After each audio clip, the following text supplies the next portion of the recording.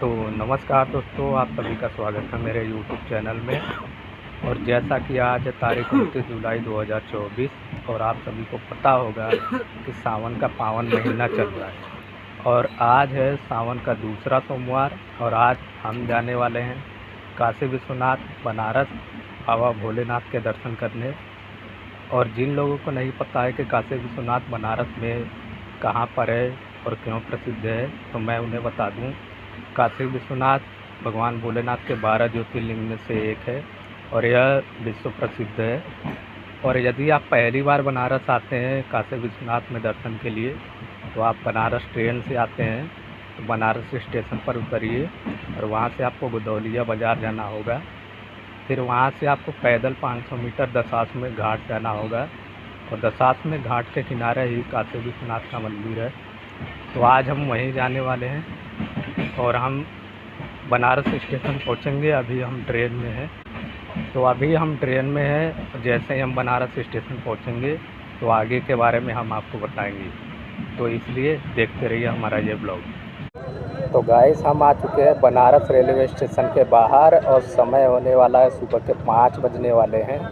और यहाँ से हम पैदल काशी विश्वनाथ मंदिर जाएंगे, जो कि लगभग 7 किलोमीटर दूरी पर है। लेकिन आप आएंगे तो आप ऑटो से जाइएगा, 30 रुपये भाड़ा लगेगा। आप आसानी से गुदौलिया बाज़ार पहुँचेंगे। फिर वहाँ से 400 मीटर की दूरी पर काशी विश्वनाथ मंदिर है। दशाश्वमेध घाट पर जाने के लिए आपको गुदौलिया बाज़ार से 400 मीटर पैदल जाना होगा। फिर आपको वहाँ गंगा जी में स्नान करना है, जल लेना है और काशी विश्वनाथ मंदिर दशाश्वमेध घाट पर ही है, गेट नंबर 3, जो कि घाट के किनारे पर ही है।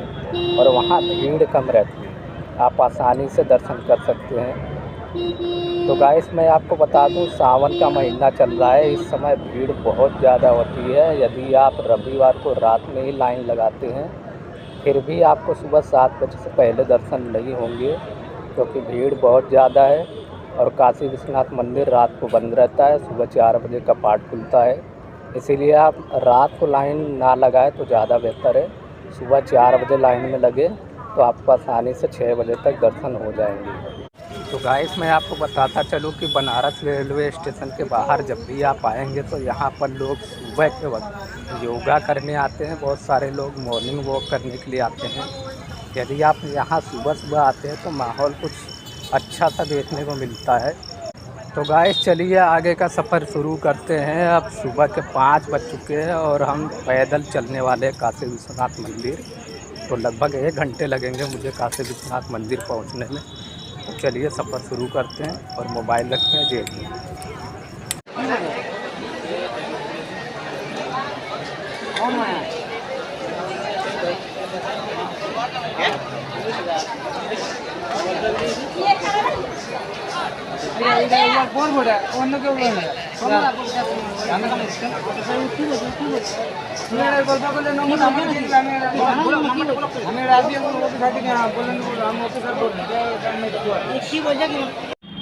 तो जैसा कि आपने वीडियो में देखा कि दशाश्वमेध घाट पर इतनी ज़्यादा भीड़ है कि बहुत ज़्यादा भीड़ है। मैं आपको बता नहीं सकता, बहुत ही ज़्यादा भीड़ है। और इस भीड़ की वजह से दर्शन करने में काफ़ी समय लगा मुझे, तकरीबन 3 से साढ़े 3 घंटे लग गए।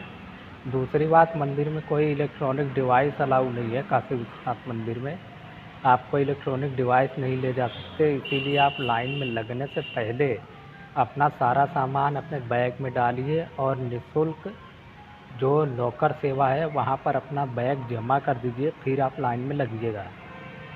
यदि आप बिना इलेक्ट्रॉनिक डिवाइस के अंदर जाते हैं तो आप आसानी से प्रवेश पा जाएंगे। अगर आपके पास कोई इलेक्ट्रॉनिक डिवाइस होगा तो आपको अंदर नहीं जाने दिया जाएगा। ये बात आप अच्छे से ध्यान में रखें, क्योंकि मेरे सामने ही 10-12 लोगों को लाइन से बाहर किया गया था। तो जैसा कि मैं आपको बता रहा हूँ कि दर्शन में मुझे काफ़ी समय लग गया। और जैसा कि आपको वीडियो में पहले से ही पता है कि मुझे पैदल ही रेलवे स्टेशन तक जाना था।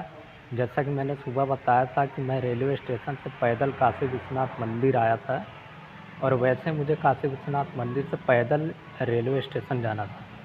मैं पैदल तुरंत चल दिया दर्शन करने के बाद, क्योंकि मेरे पास समय नहीं था। ट्रेन भी मेरी छूट जाती अगर मैं तुरंत नहीं निकलता। इसलिए मैंने वहाँ पर वीडियो शूट नहीं किया है। तो ये जो वीडियो है ये मेरे गांव के मंदिर में मैं शूट कर रहा हूँ अपना ये ब्लॉग। तो मैं आपको बता दूँ, जैसे ही मैं रेलवे स्टेशन की तरफ चल पड़ा तो लंका बीएचयू चौराहे पर पहुँचने के बाद मैं रेलवे स्टेशन के रास्ते पर चल दिया। तकरीबन 100 मीटर जाने के बाद एक गुलेर के पेड़ के नीचे मैं बैठ गया क्योंकि मेरे पैर में दर्द हो रहा था। कंटिन्यू मैं तकरीबन 15 किलोमीटर पैदल चल चुका था। तो जैसा कि जब मैं वहाँ बैठा तो मेरे पैरों में दर्द होने लगा और आज वहाँ पर मेरे साथ ऐसा वाक़या हुआ है जिसके बारे में मैं आपको बताना ज़रूरी समझता हूँ, क्योंकि ऐसा मेरे साथ बहुत बार पहले हो चुका है। जब मैं वहाँ बैठा तो मेरे पैरों में दर्द की वजह से मेरे जो मन में एक विचार आया कि हे महादेव, अब या तो आप साधन करिए, नहीं तो मैं इस दर्द के कारण यहाँ शाम तक बैठा रह जाऊँगा। आप यकीन नहीं मानोगे, 5 बाइक वालों के जाने के बाद मेरे सामने एक ई रिक्शा वाला आकर रुका। उसने पूछा कि आपको कहाँ जाना है? मैंने बताया कि मुझे रेलवे स्टेशन जाना है। उसने मुझे अपने ऑटो में बिठाया और उसके बाद मुझे रेलवे स्टेशन तक छोड़ा उसने, जिसकी वजह से मैं आधे घंटे पहले रेलवे स्टेशन पर पहुंचा और अपनी ट्रेन पकड़ी और सीधा घर आया।